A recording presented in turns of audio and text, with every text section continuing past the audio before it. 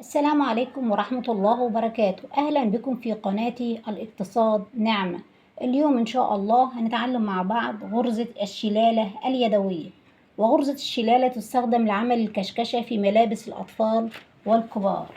أنا عندي بعملها إزاي؟ بجيب أنا ديت عينة، بعمل خط بالقلم الرصاص، وبعديها بنص سنتي بعمل خط تاني، وبلضم الإبرة بيكون لون مخالف علشان تبقى ظاهرة ليا، ونشوف هنبدأ ازاي.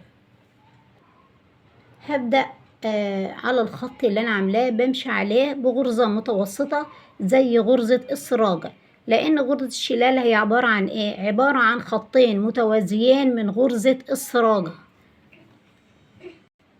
خلصنا للآخر السطر الاولاني، بعمل غرزة التثبيت على الخط، غرزة، وبلف الخيط حوالين الإبرة وبشد الخيط أثبته.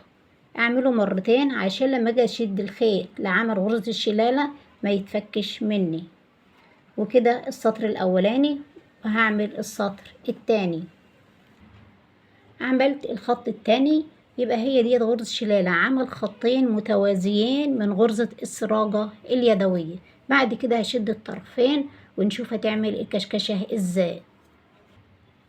بشد الطرفين اهمت مع بعض الاتنين اهمت، يديني غرزة الشلالة. بحاول اظبطها بايديا واخليها مظبوطة على القطعة اللي انا عايزة اركبها.